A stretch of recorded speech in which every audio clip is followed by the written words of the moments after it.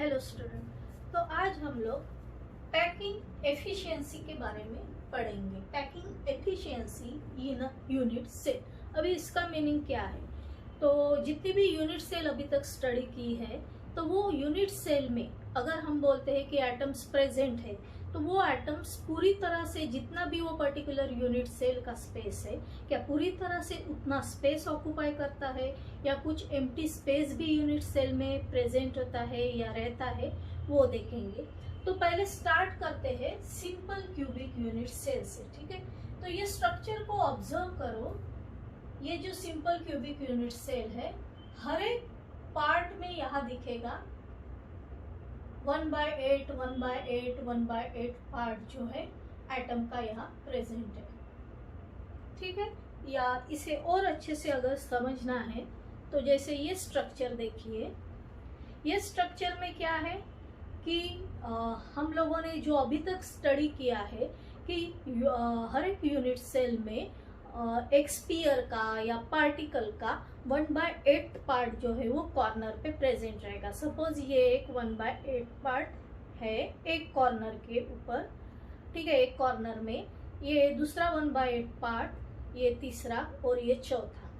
तो पूरी तरह से वो जो स्पीयर है एक यूनिट सेल में नहीं आता है।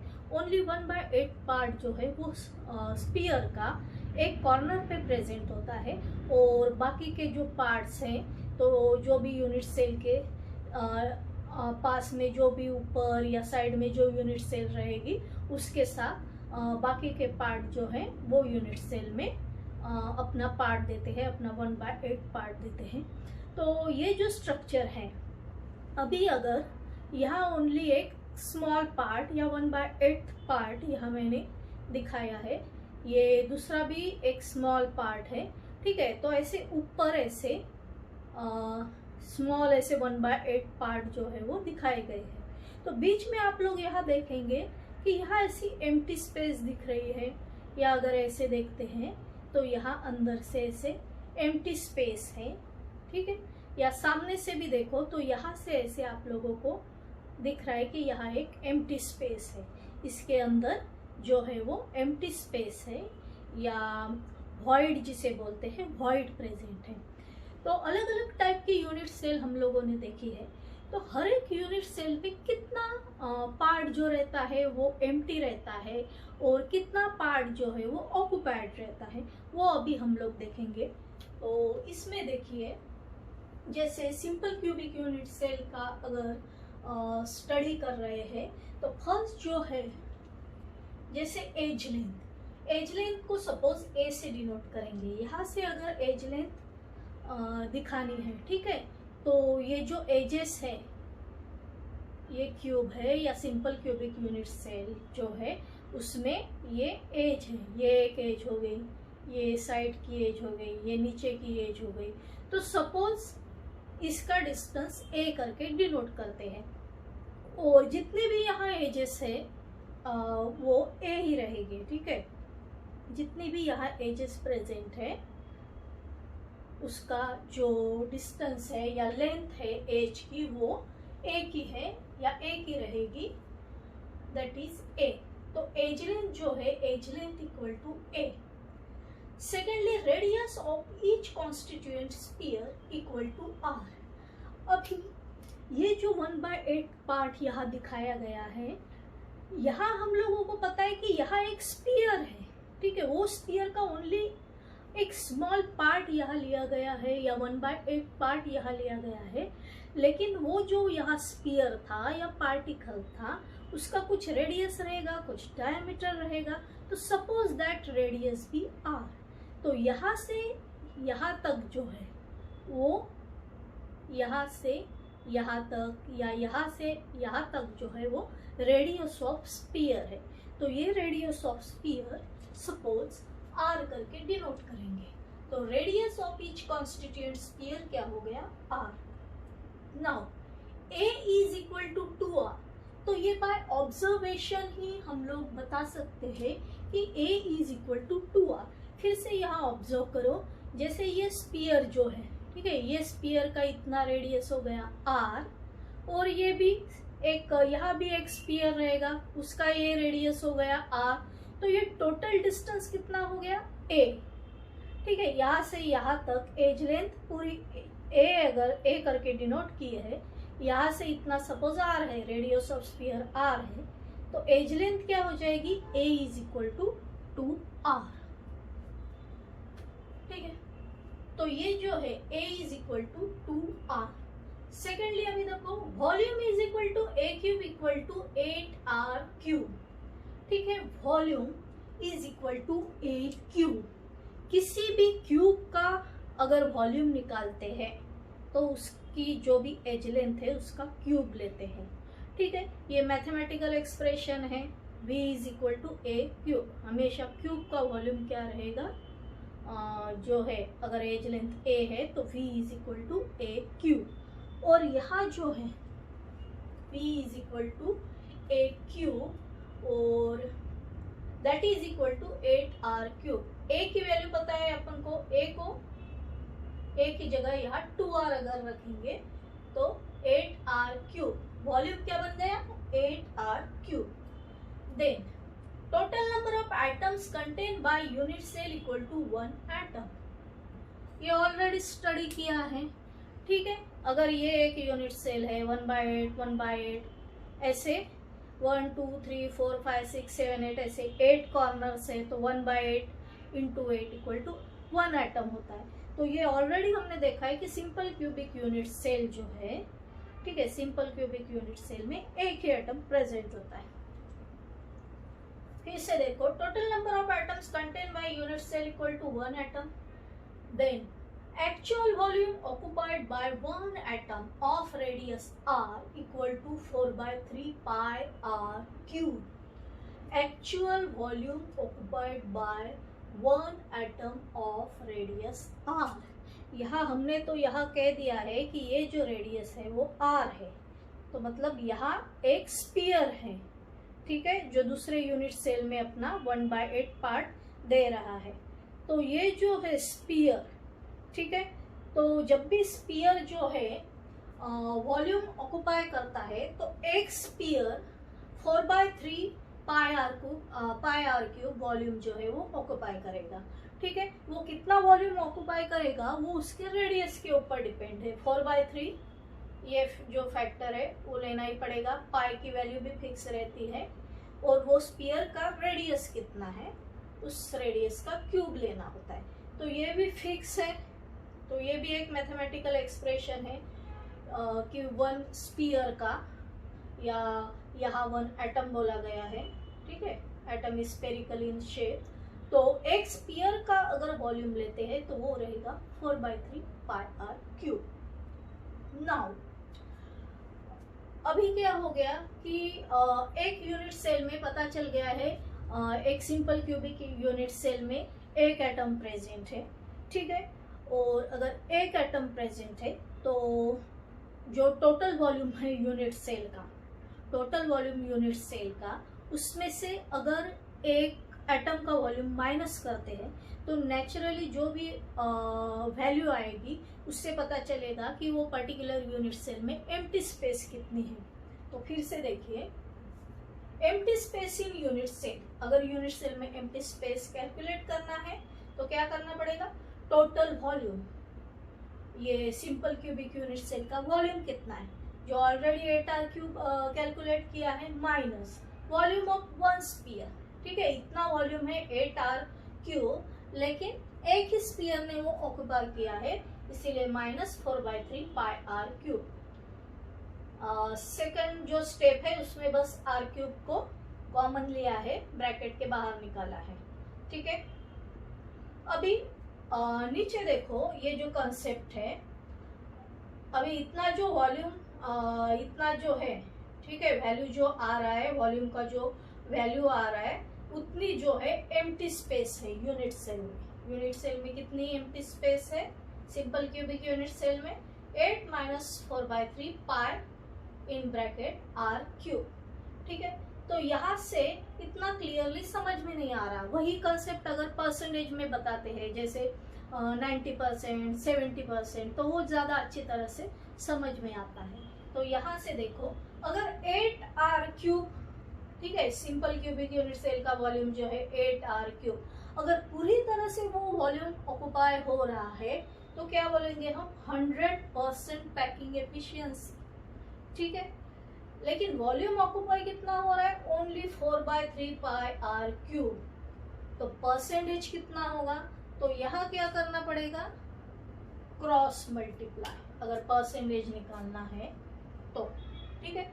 8r³ means if 100% volume is occupied, we can say 100%, if पूरी तरह से 8r³ जितना वॉल्यूम है उतना ऑक्युपाई हो गया तो हम बोलेंगे कि पैकिंग एफिशिएंसी 100% है। लेकिन एक्चुअल वॉल्यूम कितना ऑक्युपाई हो रहा है, 4/3πr³, ठीक है। तो यहाँ x लिखेंगे तो परसेंटेज में कितना वॉल्यूम ऑक्युपाई हो रहा है वो फाइंड आउट करेंगे। तो यहाँ क्रॉस मल्टीप्लाई किया तो 4/3πr³ इंटू 100, ठीक है, ये 3 नीचे जाएगा, upon 8r³, that is equal to, ये आप लोग कैलकुलेट करके देखो, ठीक है, और कैलकुलेट करके जो वैल्यू आएगी वो है 52.4%, ठीक है। तो ये जो 52.4% है, ये परसेंटेज में वॉल्यूम जो है कितना वॉल्यूम ऑक्युपाई कर रहा है, परसेंटेज में वो बता रहा है कि 52.4% इतना वॉल्यूम जो है वो ये सिंपल क्यूबिक यूनिट सेल में ऑक्युपाई हो रहा है। तो एम्प्टी स्पेस और वॉइड क्या रहेगा, नेचुरली 100 में से 52.4% अगर माइनस करते हैं तो यहाँ मिलेगा 47.6%, मतलब एम्प्टी स्पेस और वॉइड इज इक्वल टू 47.6%, मतलब सिंपल क्यूबिक यूनिट सेल जो है, ठीक है, सिंपल क्यूबिक यूनिट सेल में एम्प्टी स्पेस और वॉइड कितना आएगा, 47.6%, ठीक है। तो ये नियर बाय 50% है, मतलब हम ये भी बोल सकते हैं कि नियरली 50% वॉल्यूम जो है सिंपल क्यूबिक यूनिट सेल में, नियरली 50% वॉल्यूम जो है वो ऑक्युपाई हो रहा है, और नियरली 50% एम्प्टी स्पेस है या वॉइड। तो अभी second type of unit cell देखेंगे। Second type of unit cell, body centred unit cell, ठीक है। बॉडी सेंटर्ड यूनिट सेल में क्या होता है कि बॉडी के अंदर वो यूनिट सेल के बॉडी के अंदर एक एटम रहेगा। तो अभी ये जो मॉडल है ये ऑब्जर्व करो, ये जो है, ठीक है, ये ब्लैक कलर का जो है एक एटम यहाँ दिख रहा है, और यहाँ 1/8 1/8 1/8 1/8 पार्ट जो है वो दिख रहे हैं। केयरफुली अगर इसे ऑब्जर्व करते हैं तो आप लोग देखोगे यहाँ जो है पहली जो सिचुएशन थी सिंपल क्यूबिक यूनिट सेल में, जैसे हमने कहा था A is equal to 2r, A जो एज लेंथ है दैट इक्वल्स टू 2r, ठीक है, ट्वाइस ऑफ रेडियस। लेकिन यहाँ इस तरह से हम लोग नहीं बोल सकते, क्योंकि यहाँ देखो, यहाँ एक गैप आ रही है, यहाँ भी एक स्पेस दिख रहा है, ठीक है, यहाँ एक स्पेस है, यहाँ एक स्पेस है, मतलब ये जो गैप है उसमें क्या है, ये जो गैप है मतलब 1/8 पार्ट जो है वो ये साइड में दिख रहे हैं ऐसे 4 कॉर्नर्स पे, ठीक है। तो यहाँ जो गैप क्रिएट हुई है ये अंदर के स्पीयर की वजह से, तो हम लोग A is equal to 2r नहीं बोल सकते, ठीक है, क्योंकि ये r है, इतना पार्ट ठीक है, ये r है, ये ठीक है, लेकिन इतना डिस्टेंस जो है वो हमें पता नहीं है, इसीलिए A is equal to 2r नहीं बोल सकते। तो ये जो है body centred cubic unit cell, उसमें जो है, ठीक है, एज लेंथ को हम A करके यहाँ डिनोट कर रहे हैं, ठीक है। Radius of each constituent sphere is equal to r, ठीक है, A एज इट इज लिया है, R एज इट इज लिया है। लेकिन अभी ये डायग्राम में ऑब्जर्व करो, ठीक है, A यहाँ से अगर ये डिस्टेंस देखते हैं AC is equal to A लिख सकते हैं, ठीक है, A से एज लेंथ जो है वो डिनोट करेंगे, BC equal to A, edge length को A से डिनोट किया गया है। लेकिन अभी यहाँ ऑब्जर्व करो AD जो है वो डायगोनल है, डायगोनल कहाँ से पास हो रहा है, ये 1/8 पार्ट, ठीक है, अंदर का जो स्फीयर है या पार्टिकल है वहां से, और ये जो एक पार्ट है यहाँ से वो डायगोनल पास हो रहा है। तो इसे और अच्छे से समझने के लिए ये मॉडल को फिर से एक बार ऑब्जर्व करो। इसमें क्या करेंगे कि ये जो पार्टिकल है, ये सामने का पार्टिकल थोड़ा मैं साइड में करती हूँ ताकि आप लोगों को अच्छे से समझ में आए। तो डायगोनल किस तरह से पास हो रहा है वो देखो। ये जो ब्लू कलर का है, ठीक है, ये जो ब्लू कलर का है, इतना जो है वो रेडियस आर है, ठीक है, इतना। फिर बीच में ये जो स्पीयर आ रहा है ये डायामीटर है, इसका जो है 2r ले सकते हैं, ठीक है। तो इसका जो डायामीटर है वो 2r बोलेंगे। तो यहाँ से ये डायगोनल ऐसे पास होके फिर ये जो है ब्लू पार्टिकल ये और यहाँ से ऐसे जो है डायगोनल बनेगा, और यहाँ का जो डिस्टेंस है वो भी हम r लेंगे, मतलब इसका r, ये 2r और ये एक r। तो ये जो डायगोनल है AD जो फिगर में दिखाया गया है, तो AD इज इक्वल टू क्या होगा, सपोज C। AD ये जो डायगोनल है उसे C करके डिनोट करेंगे, ठीक है। तो यहाँ मुझे ये बताना था कि C is equal to 4r। फिर से देखो C कैसे बना हुआ है, ये स्मॉल पार्ट का R जो है वो, ये स्पीयर का 2r, और यहाँ ये स्मॉल जो पार्ट है उसका r। तो टोटल 4r से ये C बना हुआ है।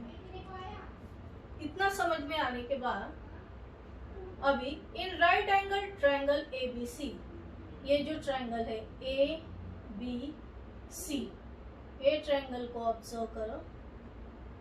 ये ट्रायंगल में पाइथागोरस थ्योरम अगर अप्लाई करते हैं तो B square is equal to A square plus A square आएगा। B square equal to A square plus A square, A square plus A square क्या होता है 2a स्क्वेयर। तो B square equal to 2a square.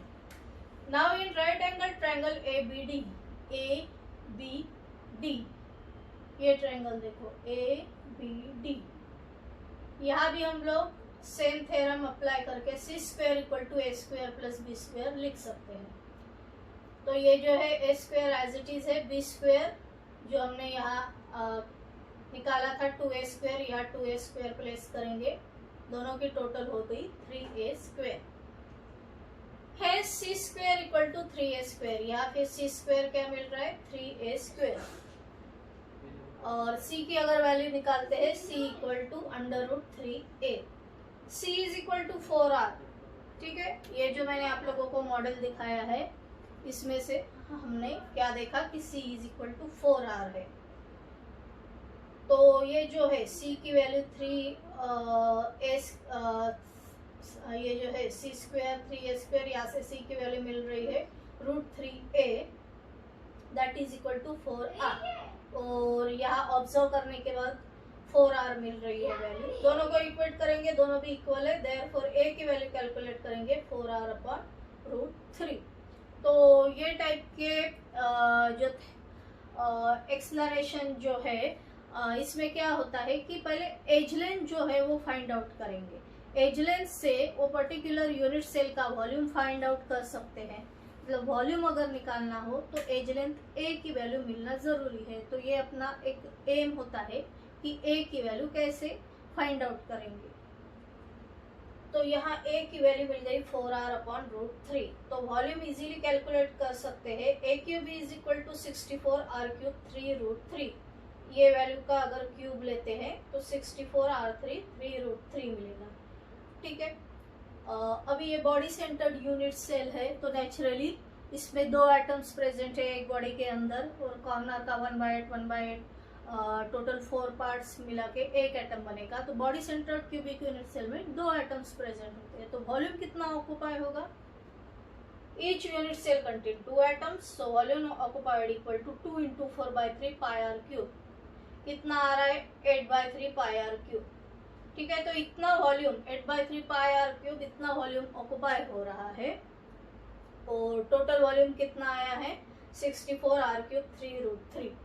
तो अगर 64r cube 3√3 इतना volume अगर occupy होता है तो उसे बोलेंगे 100%। Packing efficiency is 100%। लेकिन वॉल्यूम कितना ऑक्युपाई हो रहा है 8/3 πr क्यूब, तो यहाँ मैंने x लिखा है, ठीक है। तो यहाँ ये जो x कैसे कैलकुलेट करेंगे, क्रॉस मल्टीप्लाई करेंगे 8/3 pi R cube into 100 upon this 64 R cube 3√3। तो यहाँ ऐसे क्रॉस मल्टीप्लाई करके जो वैल्यू मिलती है वो है 64.04%।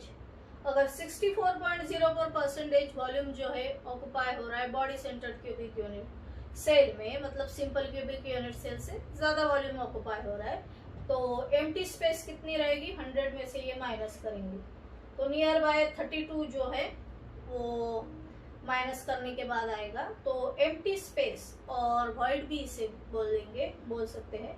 तो एम्प्टी स्पेस और void is 32% in body centred cubic unit cell.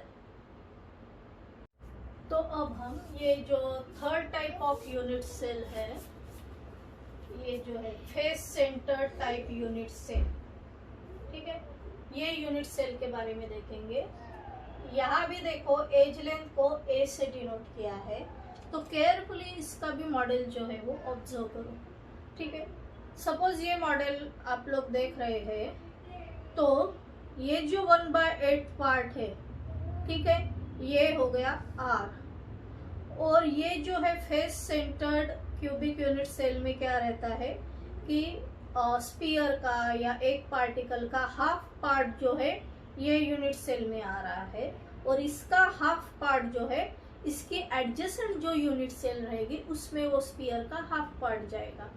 तो यहाँ ये जो हाफ है इसका जो डायामीटर है वो 2r रहेगा, ठीक है, मतलब ये एक r हो गया, ये 2r हो गया, और ये एक r, ये 1/8 पार्ट का ये जो रेडियस है ये एक r, तो टोटल हो गए 4r, ठीक है। तो यहाँ भी जो एज लेंथ है, यहाँ ये दो जो पार्टिकल्स है उनके बीच में गैप आती है, क्योंकि फेस के ऊपर यहाँ बीच में से एक पार्टिकल आ जाता है, ठीक है। तो यहाँ ये जो है ये गैप आएगी, यहाँ एक गैप आएगी, यहाँ एक गैप आएगी, तो इसकी वजह से ये जो है मतलब इसकी जो एज लेंथ है, ठीक है, वो एज लेंथ चेंज हो जाती है, मतलब सिंपल क्यूबिक यूनिट सेल में जितनी रहेगी उतनी एज लेंथ नहीं रहेगी। तो वो कितनी रहेगी, वैल्यू ऑफ ए कैसे कैलकुलेट करते हैं वो देखेंगे। तो अभी जो है ये फिगर में ऑब्जर्व करो, यहाँ जो है ट्रायंगल ए बी सी, और यहाँ ये ट्रायंगल का बी जो है वो हाइपोटेनस है। तो ये जो ए बी है उसकी लेंथ बी से डिनोट की है, ठीक है। Hypotenuse A B equal to B equal to 4r, और यहाँ 4r क्यों लिया है वो अभी अपन ने देखा है कि 4r क्यों लिया है। फिर वही यहाँ फिर से वो राइट एंगल ट्रायंगल जो है ABC, ये जो राइट एंगल ट्रायंगल है उसमें b square is equal to a square plus a square होगा, दैट इज इक्वल टू, ठीक है, या ये जो b स्क्वायर है b square equal to a square plus a square, that is equal to 2a square, that is equal to 16r square, क्योंकि ये जो है b स्क्वायर की वैल्यू क्या निकाली यहाँ से, ठीक है। डायग्राम को या ये मॉडल को ऑब्जर्व करके हमने क्या देखा, b की वैल्यू कितनी है 4r, ठीक है, तो b square equal to 16r square लिखेंगे। तो यहाँ लेकिन वैल्यू निकालनी है एज लेंथ a की, तो a की वैल्यू क्या रहेगी, a इज इक्वल टू इसका स्क्वायर रूट लेना पड़ेगा, ठीक है। यहाँ जो 2a स्क्वायर है 2 से 16 को डिवाइड किया, यहाँ 8 आ गया 8r स्क्वायर, और उसका स्क्वायर रूट जो होगा वो √8r होगा, ठीक है। फिर वॉल्यूम ऑफ यूनिट सेल कैसे निकालेंगे, a क्यूब से, a क्यूब मतलब इसकी एज लेंथ जो है उसका क्यूब लेंगे, √r का क्यूब कितना होगा 8 √r क्यूब, ठीक है। इसका वॉल्यूम निकाल लिया।